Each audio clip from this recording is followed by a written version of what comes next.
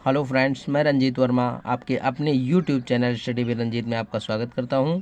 Friends, मैं आज आपको कक्षा 10 अर्थशास्त्र के संपूर्ण पाठ्यक्रम का बहुविकल्पी प्रश्नोत्तर आपको पढ़ाएंगे।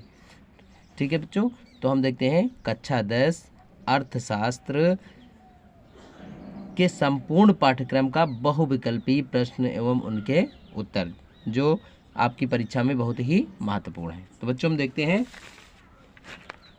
हमारा सबसे पहला प्रश्न है कि किसी देश के विकास को निर्धारित करने का आधार क्या है। यानी किसी देश का जो विकास होता है उसको निर्धारित करने का आधार क्या है। तो किसी देश का जो विकास होता है उसको निर्धारित करने का आधार होता है कि स्वास्थ्य व शिक्षा का स्तर, यानी उस देश का स्वास्थ्य व शिक्षा का स्तर कैसा है, और वहाँ की प्रति व्यक्ति आय कितनी है, तथा व्यक्तियों की साक्षरता इत्यादि उस देश के विकास को निर्धारित करता है कि किस देश का विकास कितना है। समझ गए? तो किसी देश के विकास को निर्धारित करने के लिए स्वास्थ्य व शिक्षा का स्तर का होना अनिवार्य होता है, प्रति व्यक्ति आय अधिकतम होनी चाहिए, और व्यक्तियों की साक्षरता इत्यादि बहुत ही महत्वपूर्ण होते हैं। ठीक है। दूसरा है औसत आय को क्या कहा जाता है। यानी किसी देश की औसत आय किसे कहा जाता है। तो प्रति व्यक्ति, देश के प्रति व्यक्ति आय को ही उस देश की औसत आय कहा जाता है। यानी जो देश की प्रति व्यक्ति आय होती है उसे ही औसत आय कहा जाता है। फिर आर्थिक विकास के अंतर्गत सम्मिलित लक्ष्य क्या हैं। यानी आर्थिक विकास के अंतर्गत जो सम्मिलित लक्ष्य हैं तो क्या है। तो आर्थिक विकास के लक्ष्य जो होते हैं, नियमित रोजगार, यानी देश के नागरिकों को नियमित रोजगार मिलना चाहिए, बेहतर मजदूरी मिलनी चाहिए, रोजगार की जो मजदूरी होती है वो बेहतर होनी चाहिए, अच्छी होनी चाहिए, और सुरक्षा एवं स्वतंत्रता, कार्य करने की जो होती है स्वतंत्रता और मजदूरों की सुरक्षा अनिवार्य रूप से उनको मिलनी चाहिए। तभी किसी देश की आर्थिक विकास के अंतर्गत किसी लक्ष्य को टारगेट किया जा सकता है। ठीक है बच्चों, अब अगला प्रश्न है कि किस राज्य में प्रति व्यक्ति आय सर्वाधिक है। किस राज्य में प्रति व्यक्ति आय सर्वाधिक है। तो आप कह सकते हैं हरियाणा, जो हमारा राज्य है हरियाणा की प्रति व्यक्ति आय सर्वाधिक है। फिर अगला प्रश्न है बच्चों कि भारत में कितने प्रतिशत लोग अनौपचारिक स्रोतों से ऋण प्राप्त करते हैं। ठीक है, ऋण मतलब कर्ज। तो भारत में कितने प्रतिशत लोग अनौपचारिक स्रोतों से ऋण प्राप्त करते हैं। तो लगभग भारत के 85% लोग जो होते हैं वो अनौपचारिक साधन से ही, अनौपचारिक स्रोतों से ही ऋण को प्राप्त करते हैं, कर्ज को प्राप्त करते हैं। फिर अगला, ग्रामीण क्षेत्रों में विकास का लक्ष्य कौन सा होता है। या ग्रामीण क्षेत्रों में विकास का क्या लक्ष्य होता है। तो ग्रामीण क्षेत्रों में जो विकास का लक्ष्य होता है, नियमित कार्य होता है, उपज की उचित कीमत होती है, और बेहतर मजदूरी ही विकास का लक्ष्य होता है। फिर अगला प्रश्न बच्चों, पड़ोसी देशों में से मानव विकास के लिहाज से किस देश की स्थिति भारत से बेहतर है। ठीक, जो हमारे पड़ोसी देश हैं उनमें से मानव विकास के लिहाज से किस देश की आर्थिक स्थिति सबसे भारत से बेहतर है। तो बांग्लादेश जो है हमारा, वहाँ की जो आर्थिक स्थिति, यानी कह सकते हो मानव विकास के लिहाज से बांग्लादेश की स्थिति भारत से बेहतर है। फिर अगला प्रश्न है कि मानव विकास रिपोर्ट 2018 में भारत को कौन सा स्थान प्राप्त हुआ था। मानव विकास रिपोर्ट जो 2018 में आई थी वो उसमें उसके अनुसार भारत को 130वां स्थान प्राप्त हुआ था। ठीक है, मानव विकास रिपोर्ट 2018 के अनुसार भारत को 130वां स्थान प्राप्त हुआ था। अगला प्रश्न बच्चों कि आर्थिक कार्यों के आधार पर किसी देश की अर्थव्यवस्था को कितने क्षेत्रों में विभाजित किया जा सकता है।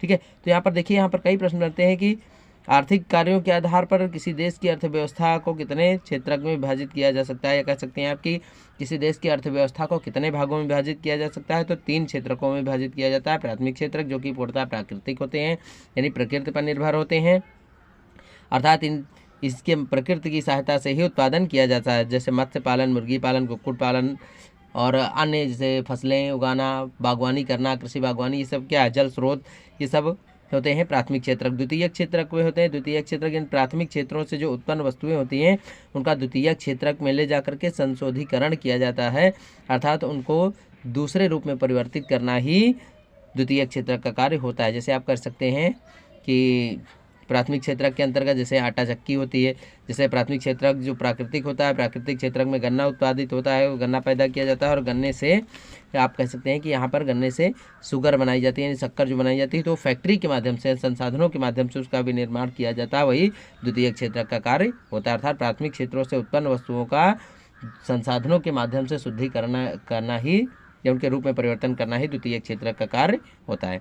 तृतीय क्षेत्रक सेवा क्षेत्रक होता है, इसमें सरकारी जो सेवाएं होती हैं वो प्राप्त होती हैं, ठीक है, जैसे परिवहन, स्वास्थ्य मंत्रालय, शिक्षा विभाग, जो कि सरकारी सेवाएं होती हैं तृतीय क्षेत्रक से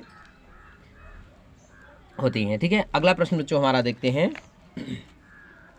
कि कौन सा कार्य तृतीय क्षेत्रक का नहीं है, कौन सा कार्य तृतीय क्षेत्रक का नहीं है। तो जो कृषि है, कृषि तृतीय क्षेत्रक का नहीं है। क्यों नहीं है? क्योंकि खेती यानी जो होती है वो तृतीय क्षेत्रक के अंतर्गत नहीं आती है। जो खेती हमारी होती है वो प्राथमिक क्षेत्रक के अंतर्गत आती है। इसमें विकल्प कई दिए हो जाएंगे बच्चों।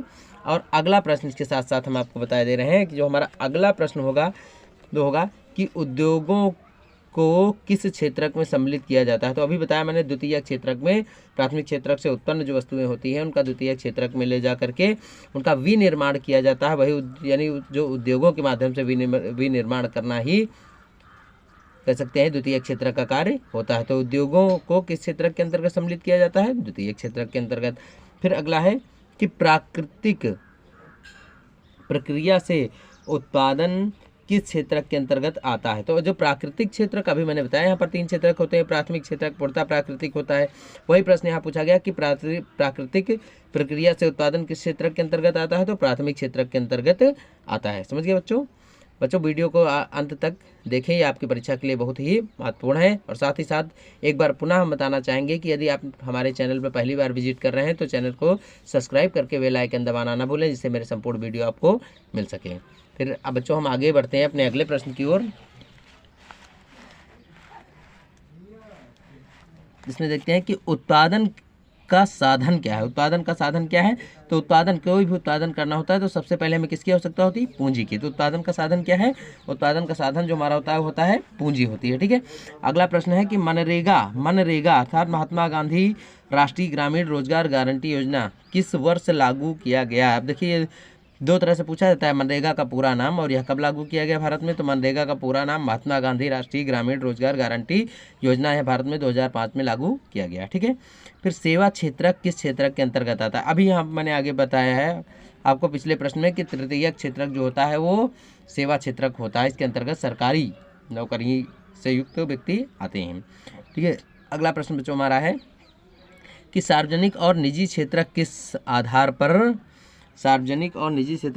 पर बांटे जाते हैं। तो सार्वजनिक क्षेत्रक जो होते हैं उद्योगों के स्वामित्व के आधार पर सार्वजनिक और निजी क्षेत्रक बांटे जाते हैं। अर्थात सार्वजनिक और निजी क्षेत्रकों का विभाजन उद्योगों के स्वामित्व के आधार पर किया जाता है, ठीक है। अब अगला प्रश्न बच्चों हम देखते हैं कि वैश्वीकरण और प्रतिस्पर्धा के दबाव में कौन सर्वाधिक प्रभावित हुए।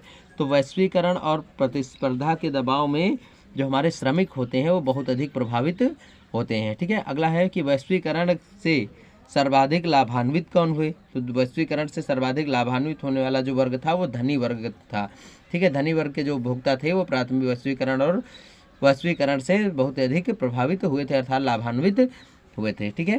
तो बच्चों अब अगला हमारा प्रश्न है, ऐसा संगठन जिसका ध्येय अंतरराष्ट्रीय व्यापार को उदार बनाना है, यानी ऐसा संगठन जिसका ध्येय अंतरराष्ट्रीय व्यापार को उदार बनाना है वो होता है विश्व व्यापार संगठन से कहते हैं। यानी कौन सा ऐसा संगठन है जिसका ध्येय अंतरराष्ट्रीय व्यापार को उदार बनाना है, तो वो होता है विश्व व्यापार संगठन, ठीक है। अगला प्रश्न है कि तत्काल इलेक्ट्रॉनिक डाक सेवा या डाक किसके द्वारा भेजी जाती है। तत्काल यानी इलेक्ट्रॉनिक जो डाक होती है वो इंटरनेट सुविधाओं के द्वारा ही भेजी जाती है, फैक्स के द्वारा ही भेजी जाती है, ये सब लोग जानते हैं। फिर अगला प्रश्न है बच्चों हमारा कि देशों के तीव्र एकीकरण की प्रक्रिया क्या कहलाती है। देशों के तीव्र एकीकरण की प्रक्रिया वैश्वीकरण ही कहलाती है, ठीक है। अगला प्रश्न यही अभी मैंने बताया कि वैश्वीकरण किसे कहते हैं। तो देशों के तीव्र एकीकरण की प्रक्रिया वैश्वीकरण कहलाती है। फिर वैश्वीकरण ने जीवन स्तर के सुधारों में क्या सहायता पहुंचाई। जो वैश्वीकरण हुए हैं उन वैश्वीकरण ने जीवन स्तर के सुधारों में क्या सहायता पहुंचाई? तो इसके माध्यम से या कह सकते हैं आप वैश्वीकरण के माध्यम से विकसित देशों के लोगों के जो कह सकते हैं वैश्वीकरण ने जीवन स्तर के सुधार में विकसित देशों के लोगों को सहायता पहुंचाई, था जो विकसित देश के लोग थे उनको वैश्वीकरण ने ही जोड़ना प्रारंभ किया। तो विकसित देशों के लोगों को वैश्वीकरण के द्वारा ही उनके जीवन में सुधार का कार्य किया गया, वैश्वीकरण के द्वारा ही। फिर विश्व व्यापार संगठन की स्थापना कब हुई? बच्चों बहुत ही महत्वपूर्ण प्रश्न है कि विश्व व्यापार संगठन की स्थापना 1 जनवरी 1995 को हुई और कहाँ हुई? तो जिनेवा में हुई, या कह सकते हैं इसकी बैठक कहाँ हुई थी? जिनेवा में हुई थी। ठीक है, विश्व व्यापार संगठन की स्थापना 1 जनवरी 1995 को हुई और उसकी प्रथम बैठक जिनेवा में हुई थी। ठीक है, अगला प्रश्न बच्चों हमारा देखते हैं जो कि प्रश्न संख्या 24 है कि उपभोक्ता के अधिकारों में क्या क्या शामिल है? यानी जो उपभोक्ता होते हैं, किसी देश के उपभोक्ता होते हैं, उनके अधिकारों में क्या क्या शामिल है? तो उपभोक्ता के अधिकारों में प्रतिनिधित्व का आधार सम्मिलित होता है, क्षतिपूर्ति निवारण का अधिकार सम्मिलित होता है, चुनाव का अधिकार सम्मिलित होता है। अर्थात किसी देश के उपभोक्ता के अधिकारों में प्रतिनिधित्व का अधिकार, क्षतिपूर्ति निवारण का अधिकार और चुनाव अधिकार सम्मिलित होता है। फिर अगला प्रश्न है बच्चों कि भारत में उपभोक्ता संरक्षण अधिनियम कब लागू किया गया? तो भारत में उपभोक्ता संरक्षण अधिनियम 1986 ईस्वी में लागू किया गया। ठीक है, फिर अगला है कोपरा के अंतर्गत उपभोक्ता विवादों के निपटारे के लिए क्या स्थापित किया गया?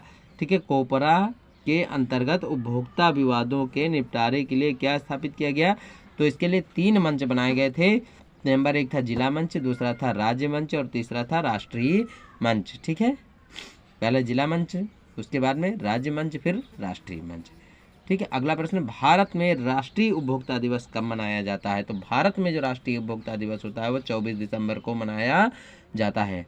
तो बच्चों इसी के साथ हमारा अर्थशास्त्र का अंतिम प्रश्न कह सकते हैं एगमार्क, वो भी बहुत ही महत्वपूर्ण प्रश्न है कि एगमार्क किन वस्तुओं के लिए प्रमाणित किया जाता है?